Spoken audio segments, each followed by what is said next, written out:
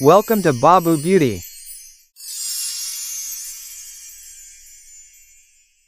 Barbie और नीलम जजीरा। बादल आहिस्ता आहिस्ता पहाड़ों से टकरा रहे थे। सूरज की रोशनी समंदर की लहरों को छू रही थी। शाही महल के पीछे पुराने दरख्तों के साये में एक खामोश लाइब्रेरी थी, जहां बरसों से कोई नहीं आया था। बारबी, जो एक बहादुर और तजस्सुस भरी शहजादी थी, आज पहली बार उस बंद लाइब्रेरी का दरवाजा खोलने वाली थी। जैसे ही उसने दबाव डाला, दरवाजा चिरचिराते हुए खुला और अंदर गर्द आलूद किताबों, खस्ता अलमारियों और पुरानी यादों की खुशबू थी। सूफी, उसकी वफादार और ज़हीन दोस्त, उसके पीछे पीछे आई। ये जगह ख्वाबों जैसी है, बस थोड़ी सी सफाई की जरूरत है, सूफी ने मुस्कुरा कर कहा। बारबी ने असबात में सर हिलाया और उसकी निगाहें अलमारियों पर घूमती रहीं। जैसे ही उसने एक किताब उठाई, कमरे की दूसरी तरफ से कोने में दीवार के साथ जमी एक पतली दराज खुली और उसमें एक छोटा सा नीले कपड़े में लिपटा नक्शा रखा था। जैसे ही बारबी ने उसे खोला, नीली रोशनी पूरे कमरे में फैल गई। नक्शे पर सुनहरी लकीरें थी, जो आहिस्ता आहिस्ता एक जजीरे की शक्ल बनाती जा रही थी। नक्शे के नीचे कुछ अल्फाज दर्ज थे।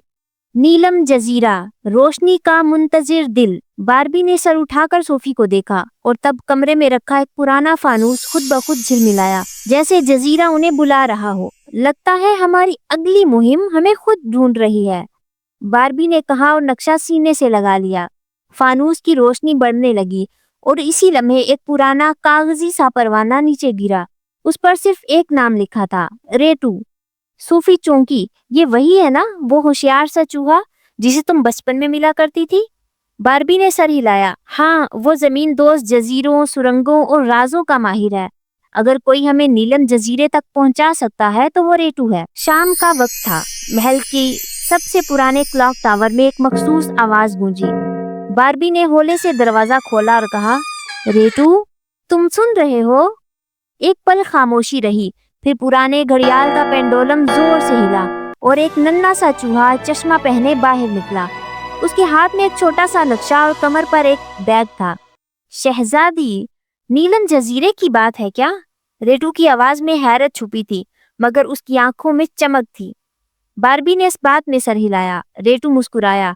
तो चलते हैं, लेकिन सुनो, ये जजीरा आम नहीं। वहाँ का दरवाजा सिर्फ अक्ल की चाबी से खुलता है और वहाँ कुछ है जो जागने के करीब है। अगली सुबह साहिल पर एक खूबसूरत कश्ती रखी थी, मगर जब बारबी ने नक्शा उस पर रखा, वो कश्ती नीले नूर में लिपट गई और आहिस्ता आहिस्ता पानी में बहने लगी।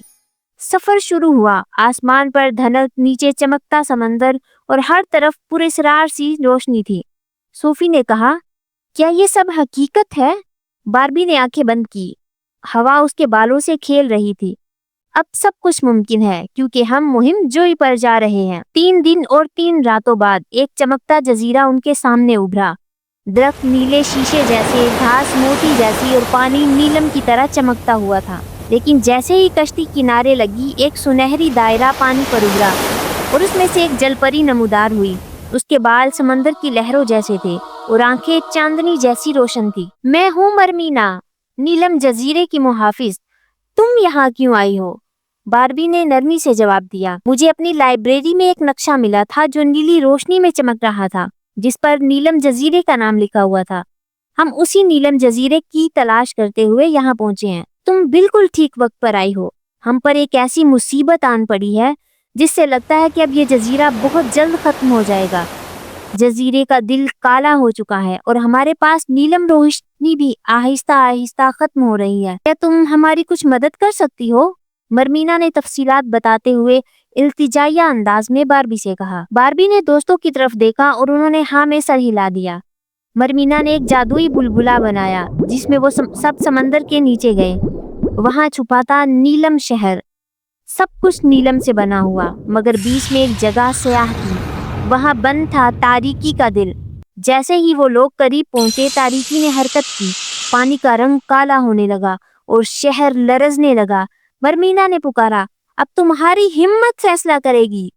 बारबी ने आंखें बंद की, हाथ दिल पर रखा और कहा, हम इस रोशनी के मालिक नहीं, हम इसके मुहाफिज हैं। उसी वक्त बारबी का हार चमका और उसमें से नीली रोशनी फूटने लगी।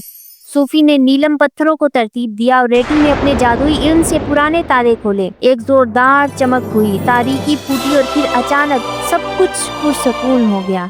नीलम शहर फिर से चमकने लगा। मरवीना ने बारबी को एक नीलम मोती दिया और कहा, ये दोस्ती की निशानी है और यादगार भी कि तुमने रोशनी को बचाया। जब वो तीनों वापस कश्ती में सवार हुए तो सूरज तुलू हो रहा था। रेटू ने मुस्कुराकर कहा, हमने वो किया जो किस्सों में होता है। बारबी ने आसमान की तरफ देखा, हमने किस्सा नहीं बनाया, हमने हकीकत बचाई है।